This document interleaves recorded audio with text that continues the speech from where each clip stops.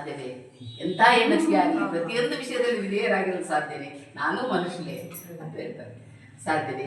ನನ್ನನ್ನು ಅಮ್ಮ ಎಂದು ಕರೆದವರನ್ನು ಬರಿಗೆ ನಾನೆಂದೂ ತರಿಸಲು ಸಾಧ್ಯವೇ ಇಲ್ಲ, ನನ್ನಿಂದ ಈ ಸಾಧ್ಯವೇ ಇಲ್ಲ ಎಂದರು. ಅಪರೂಪವಾಗಿ ಈ ರೀತಿ ಅವಿಧೇಯತೆಯ ಪತಿ ಶ್ರೀರಾಮಕೃಷ್ಣರು ಸಂತೋಷ ಪಡುತ್ತಿದ್ದರು. ಆದರೆ ಅವರಿಗೆ ಗೊತ್ತು, ಹಂಚಬೇಕು ಅನ್ನೋದು ಗೊತ್ತು, ಆದರೆ ಒಳಗಡೆ ಸಂತೋಷ ಪಡಿ ಎಂಥ ಭಾವನೆ ನನ್ನ ಮೊದಲು ಹೆಂಡತಿದ್ದು ಅಂತ ಅವರಿಗೆ ಸಂತೋಷ ಇತ್ತು. ಸುಮ್ಮನೆ ಹೇಳಿರೋ ಮಾತು ಆ ಥರ, ಅದಕ್ಕೆ ಸಂತೋಷ ಪಡುತ್ತಿದ್ದರು. ಶ್ರೀ ಮಾತೆಯವರ ದಿವ್ಯ ಮಾತೃಭಾವವನ್ನು ಕಂಡು ತುಂಬ ಸಂತೋಷ ಪಡ್ತಾ ಇದ್ದಾರೆ ರಾಮಕೃಷ್ಣ.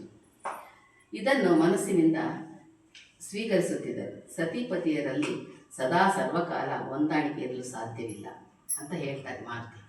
ಯಾಕಂದರೆ ಒಂದ್ಸತಿ ಅಲ್ಲ ಒಂದ್ಸತಿ ಬಂದೇ ಬರುತ್ತೆ, ಅದನ್ನು ನಾವು ಮೌನ ರೀತಿಯಿಂದ ತಡ್ಕೋಬೇಕು.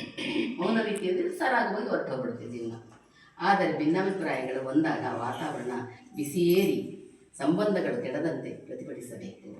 ಶ್ರೀ ಮಾತೆಯವರದು ಮೇಲು ಮಾತಿನ ವಿವೇಕ ಸಮ್ಮತವಾದ ನಿಸ್ವಾರ್ಥ ಪ್ರತಿಭಟನೆ, ಮೌನ ಪ್ರತಿಭಟನೆ. ಸ್ವಾರ್ಥವಿರಲಿಲ್ಲ, ನಿಸ್ವಾರ್ಥ ಪ್ರತಿಭಟನೆ, ಮೌನ. ಅವರಿಗೆ ಮೌನವೇ ಮುಖ್ಯವಾದ ಪ್ರತಿಭಟನೆ. ಆದರೆ ಅವರ ಭಾವ ಮಾತ್ರ ಅಚಲ, ಅಂದರೆ ಅವರ ಮನಸ್ಸು, ಅವರ ಭಾವನೆ ಮಾತ್ರ ಬಹಳ ದೊಡ್ಡದು. ಅವರು ಎದುರು ಮಾತನಾಡದೆ, ಪರಿಸ್ಥಿತಿಯನ್ನು ಹದಗೆಡದೆ ಮತ್ತಷ್ಟು ಪ್ರೇಮ ಪೂರ್ಣವಾದ ವಾತಾವರಣವನ್ನು ನಿರ್ಮಿಸುತ್ತಿದ್ದಾರೆ. ಎಲ್ಲೆಲ್ಲಿ ಬರಬೇಕು ಯಾವ ರೀತಿ ಬರ್ತಿತ್ತು ಅಲ್ಲಲ್ಲಿ ಆ ವಾತಾವರಣ ಸಂತೋಷವಾಗಿ ತಗೊಳ್ತಾ ಇದ್ದರು. ಚಿಂತನೆಯ ಉಳಿಯಿಂದ ಶ್ರೀಮಾತೆಯು ಜೀವನ ಶಿಲೆಯನ್ನು ಕೆತ್ತುತ್ತಾ ಹೋದರು. ಅಂದರೆ ಚಿಂತನೆಯ ಉಳಿ ಅಂದರೆ ಚಿಂತಿಸಿ ತಮ್ಮ ಮನಸ್ಸಿಗೆ ಸಮಾಧಾನದಿಂದ ಯಾವ ಸರಿ ಯಾವ ತಪ್ಪು ಅಂದರೆ ಉಳಿ ಅಂದರೆ ಒಂದು ಶಿಲೆಯನ್ನು ಕೆತ್ತಬೇಕಾದ್ರೆ ಇರುತ್ತಲ್ಲ, ಆ ಥರ ಉಳಿಯಿಂದ ಶ್ರೀಮಾತೆಯ ಜೀವನ ಶಿಲೆಯನ್ನು ಕೆತ್ತುತ್ತಾ ಹೋದರು ಅವರ ಜೀವನದಲ್ಲಿ. ಈ ರೀತಿ ಆದರ್ಶ ಪತ್ನಿತ್ವದ ಗುಣ ಅವರಲ್ಲಿ ತುಂಬ ಇತ್ತು.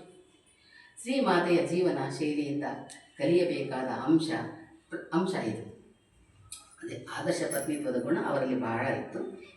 ಬೇಕಾದಷ್ಟಿದೆ ಜೀವನ ಗಂಗದಲ್ಲಿ ಓದಿದರೆ.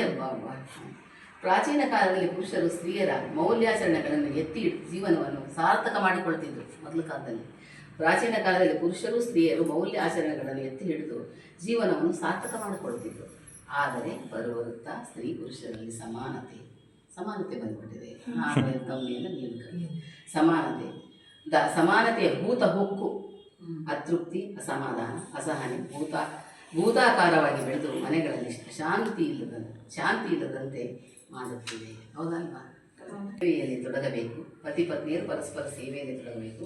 ಪ್ರೀತಿ, ಆದರ, ಗೌರವವೇ ಜೀವನದ ಬುನಾದಿಯಾಗಬೇಕು. ಆಗ ದೊರಕುವ ಶಾಂತಿ, ಸುಖ, ನೆಮ್ಮದಿಗಳು ವಿಶೇಷವಾಗಿರುತ್ತವೆ. ರಾಮಕೃಷ್ಣರು ವೈರಾಗ್ಯದ ಉತ್ತುಂಗದ ಪರ್ವತವಾಗಿದ್ದರೆ, ಬಹಳ ಎತ್ತರವಾದ ಪರ್ವತವಾಗಿದ್ದರೆ, ಶ್ರೀಮಾತೆಯರು ಆ ಪರ್ವತದ ಶಿಖರದಲ್ಲಿ ಕಂಗೊಳಿಸುತ್ತಿದ್ದ ದ್ವೀಪವನ್ನು ಕಂಗೊಳಿಸಿದರು. ಶ್ರೀ ರಾಮಕೃಷ್ಣರು ಪ್ರಜ್ವಲಿಸುವ ದಿವ್ಯ ರವಿ ಕಾಂತಿ ಆಗಿದ್ದರೆ, ಶ್ರೀಮಾತೆಯವರು ಅದರ ಶಾಂತ ತಂಗಿರಣದ ಪ್ರತಿರೂಪವಾಗಿ ಹೊಳೆದರು. ಪತ್ನಿಯಾದ ಶ್ರೀ ಶಾರದಾ ದೇವಿಯವರ ಸಾಧಿಸಿಕೊಂಡ ಈ ಅವಿನಾಭಾವಕ್ಕೆ ಪತಿ ರಾಮಕೃಷ್ಣರೇ ಶರಣಾದರು.